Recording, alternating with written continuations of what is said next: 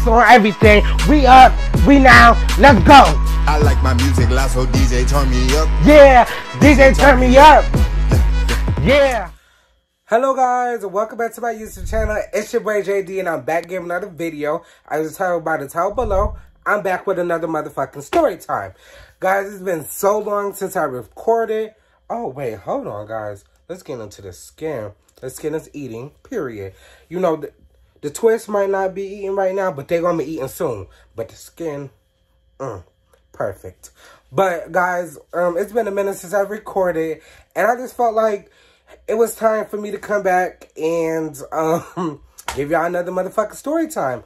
Hello, OG Ace Mob members, and if you're new channeling to this channel, hello guys, my name is JD, and we just do funny story times, crazy story times. We do educational content. And we just do a whole lot of different things. We do vlogs and cooking and everything. So if you are interested into any of all that, go ahead and hit that subscribe button, turn on the notification bell, so you know that when we post. And guys, I'm officially back now, so request some videos in the comments right now. But I just felt like it was only right to come back with a story time. The other two videos I had that I was going to come out with, they were two reaction videos. I don't think that should be what I should come back with. So I'm going to come back with the story time, and then I'll drop the reaction videos. But enough of me motherfucking talking. Let's get into this. But before we get into this, make sure you like, comment, subscribe, share the channel with your friends and your family, guys. And let's get straight into this. So I tell by the title below, this is going to be a story time about how I got dubbed by a coworker at that, a coworker. You know you should never be mixing business with pleasure, baby.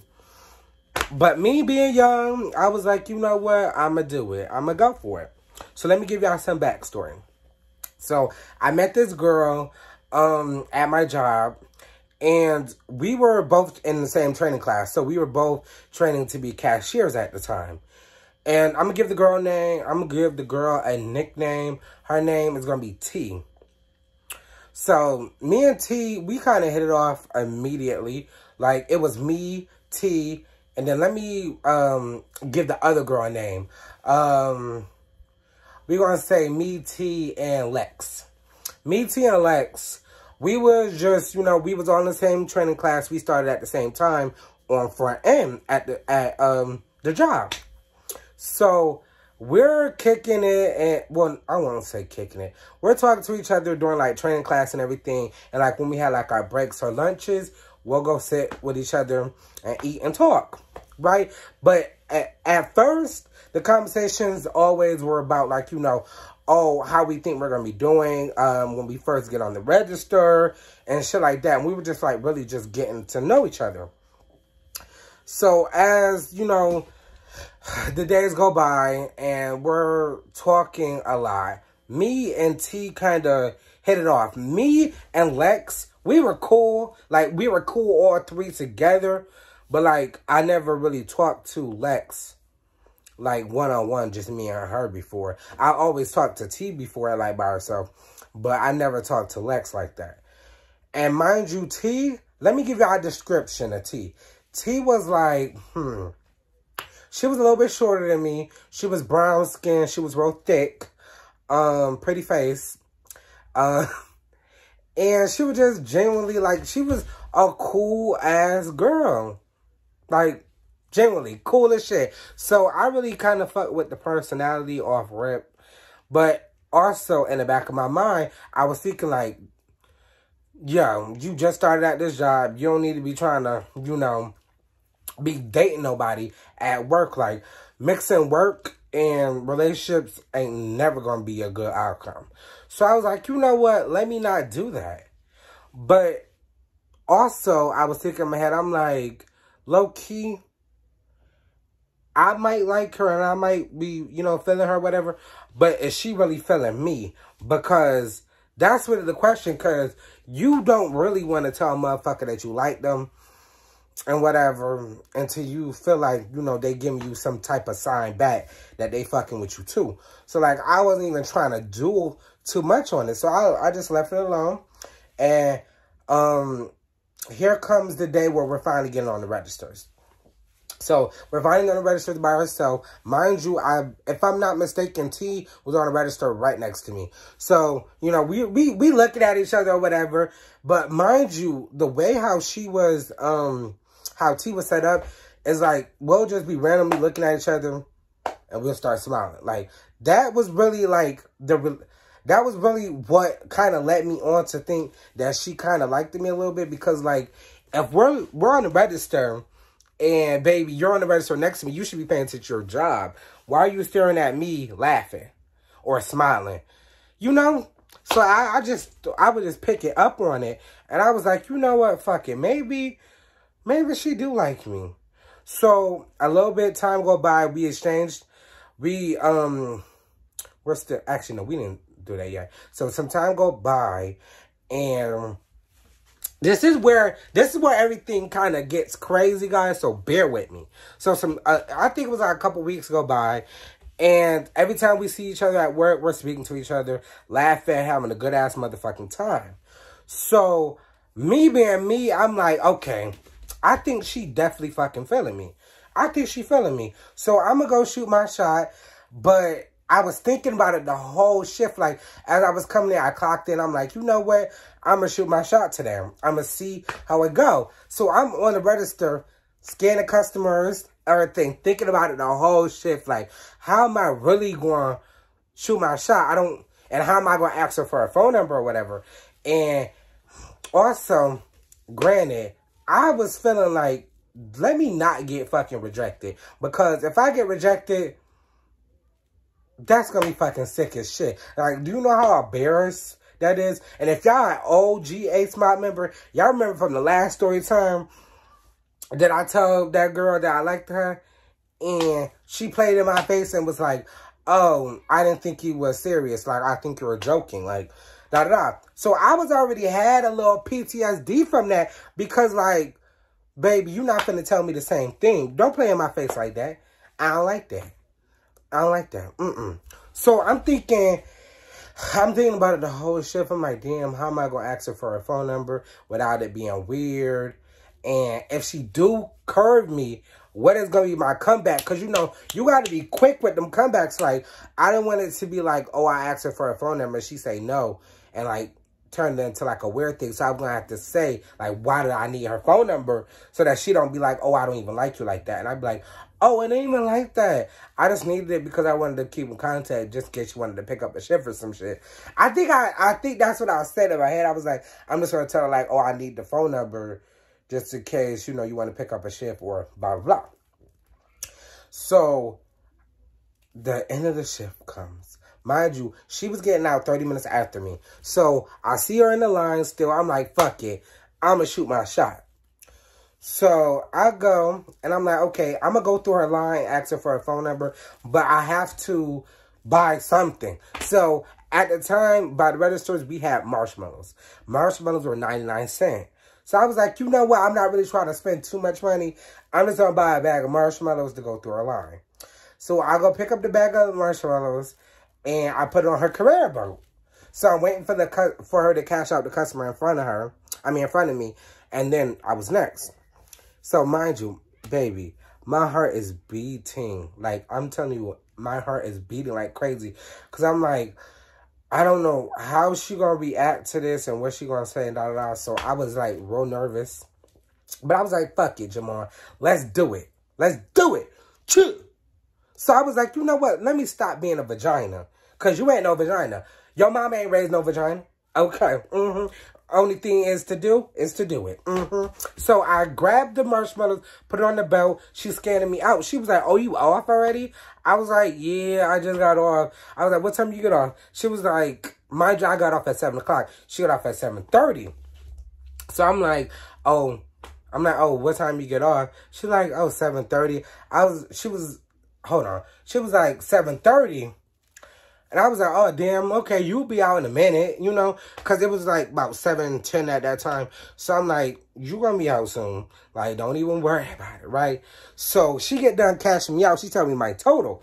Mind you, we're still making small talk because I'm still trying to get the confidence to just come out and fucking say it. So I'm like, fuck it, I'm going to say it. So she giving me my receipt. And I was like, she was like, oh, have a nice day. I was like, you too. I was like, is there any way you can write your number on a receipt? Baby.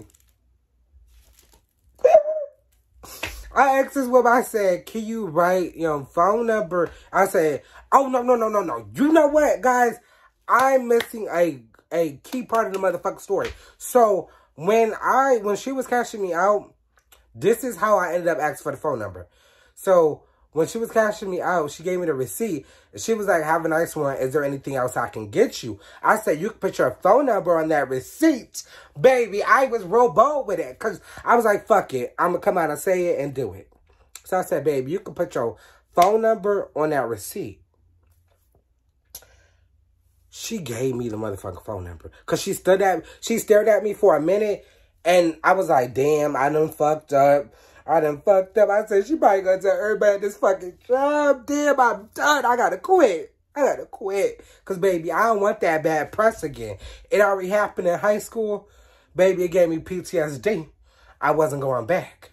So, she just wrote the phone number down on the receipt. So, in my opinion, in this length of the story right now, to y'all would think, okay, she's feeling you. Because why would she give you the phone number if she wasn't feeling you, right? This is where the twist hit. So I was like, oh, I'll text you or whatever. She was like, all right. So I'll leave. I'll wait like maybe 45 minutes or so. And I text her. I said, hey. So mind you, we're talking. We're texting the whole fucking night that day. Like, that day we were texting the whole night. Got up that morning, even told her good morning, all that shit. She said it back. So, let's say, I had the phone number for like maybe 2 or 3 weeks. We're texting back and forth. I think we've been on the phone like twice or 3 times. Something like that. It was like real minimum. I was just really basically texting her. So, seeing that like she was texting, I was kind of flirting a little bit. And she was kind of flirting back a little bit too. So, I was under the impression like, yeah, I got this shit under the bag. Like, I got this. I got it in the bag. Bag is secured. And baby, we finna be a power couple. Hold up, my delusional ass like, baby, we finna be a power couple. Like, what about it? And I'm just like, fuck it. Now that, you know, I got the phone number and everything, and stuff is kind of moving good with T and everything, I'm like, you know, fuck it. I'm gonna ask T out. So, mind you, fast forward a little bit, I get off the register, and now I'm training in a new department. So I'm training in Meals to Go now. And at that time, it was like kind of the beginning of the pandemic. So it wasn't really too many people in there and everything. So we used to have to wipe down tables and shit like that in the cafe and stuff like that. So like if you were on front end, you were scheduled sometimes to like go in the cafe or go around the store, wipe everything down because of, you know, COVID. So they had extra people doing that. So as I'm working at Meals to Go, I see T working on the tables, like being a busser. Mind you, I've done it a couple times. She's done it a couple times. So every time she is busting, she'll always, if I'm at Meals to Go, she'll always come down to Meals to Go and we'll be talking for a minute, da-da-da. I'm thinking we hitting it off, guys. I'm thinking we hitting it off. And fuck it, I said, fuck it, I'm gonna ask her out. But I was too scared to ask her out in person. Guys, like, I don't know why, but I was too scared to ask her out in person because it already took a lot for me to ask her the phone number. So I would have to get the courage back up again to ask this girl out. And then if she say no to me in front of my fucking face, baby, I'm gonna cry. Hold on. I'm going to fucking cry because What is going on here? Don't do that. Don't say no to me. Mm, mm. Anyways, so I text her. I said, hey, I've been low-key liking you for a minute, y'all. And I'm telling you, I went, before I started recording this video, I tried to go look for the receipts, like the text messages, so I can put them up on the screen right here. But could not fucking find the text messages. I got a new phone, and for some reason, the messages are not there anymore. So I'm like, damn, I really wanted to give y'all the messages, because y'all would have been gagging. So I text her, I said, hey, not trying to be weird or anything, but I low-key been liking you for a minute, and I'm only saying this because I've been feeling like you've been giving me signs back that you like me. Like, what we doing? Basically, that's what I said. I'm like, what we doing? Mind you, it took her forever to look at the fucking message, right? And me not knowing, so I waited like a little bit after I saw her in the cafe. I'm thinking she left because she had told me she left. Like, she was leaving. And I think it was like 6:30 or something like that. So I was like, oh, I just assumed she was gone by now. So I just happened to walk into her ass. Mind you, I had sent the text message 10 minutes ago. I happened to walk into her ass. Everything's cool. So I'm guessing she never seen the message yet. So I get home or whatever. She texted me back and was like, oh, sorry to let you down or everything, but I'm not really interested right now. Like, she gave me like a basic dumbass answer. Like, it really, like, when I was reading it, I read it over like 4 times. And I was like, bitch, who this for? Who this for? It ain't for me.